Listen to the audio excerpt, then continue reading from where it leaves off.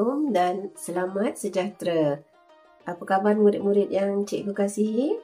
Cikgu doakan semoga semua sentiasa digunakan kesihatan yang baik, sentiasa ceria dan terus bersemangat untuk belajar. Syukur Alhamdulillah kita berjumpa lagi dalam channel Cikgu Ziza untuk pelajaran seterusnya melalui video ini.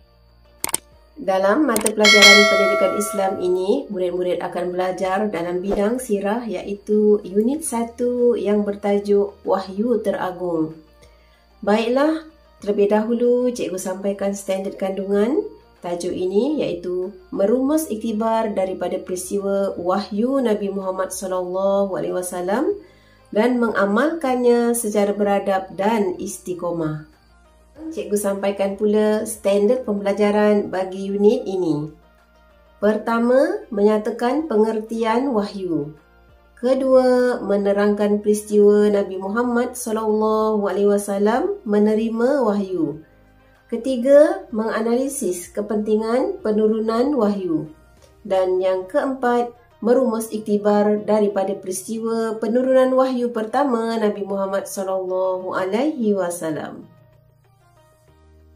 Objektif pembelajaran.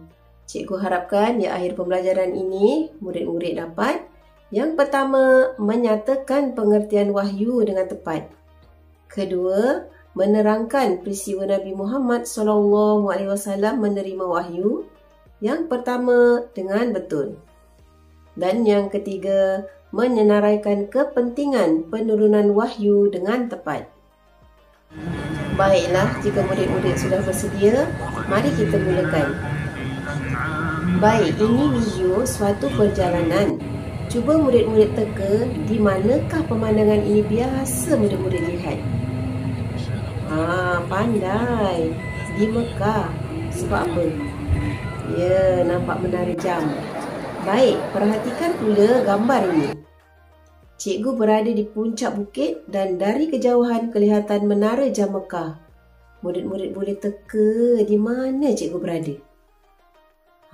Pandainya. Betul. Di puncak Jabal Nur ataupun Bukit An-Nur. Baiklah, seterusnya cikgu akan ceritakan seringkas tentang Jabal Nur atau Bukit An-Nur. Jabal Nur terletak 3.2 km dari Mekah. Keadaan bukitnya berbatu, berpasir dan kering. Ketinggian bukit 640 meter. Di puncaknya ada Gua Hira.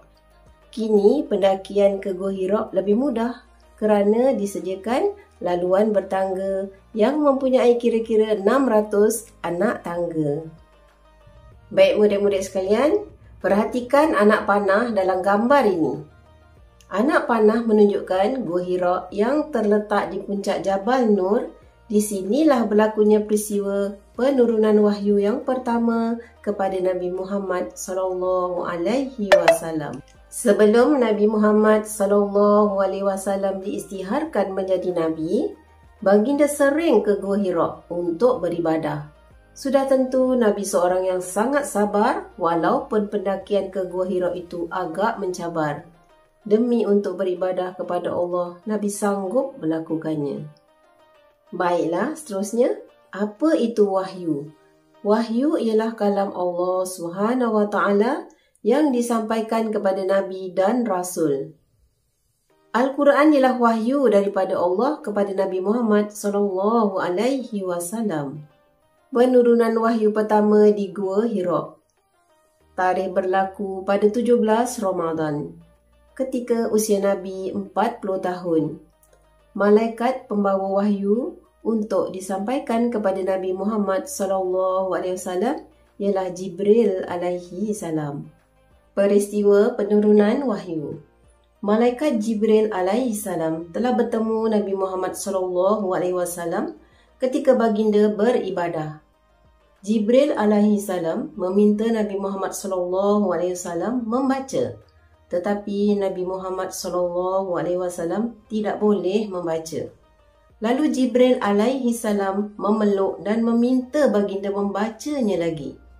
Baginda memberikan jawapan yang sama.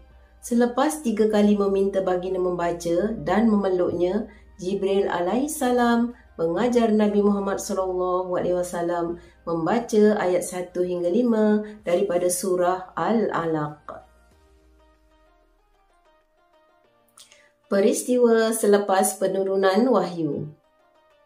Baginda pulang menemui isterinya Khadijah radhiyallahu anha dalam keadaan ketakutan.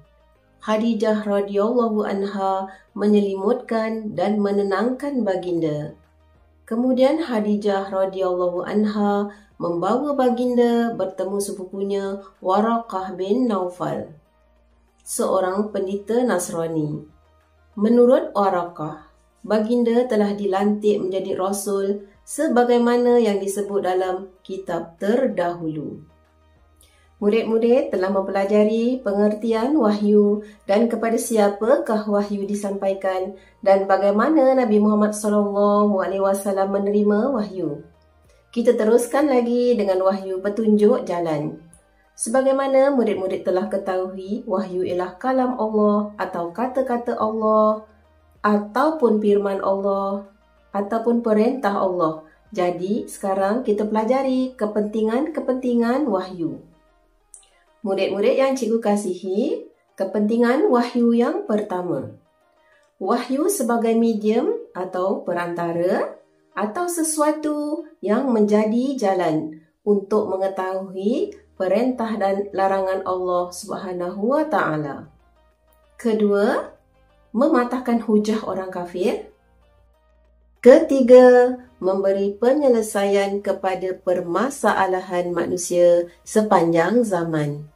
Keempat, menjelaskan tentang perkara sam'iyat. Dan yang kelima, mengandungi iktibar tentang peristiwa yang terdahulu. Baik, sebentar tadi cikgu ada sebut tentang sam'iyat. Baik, cikgu terangkan sedikit info mengenainya.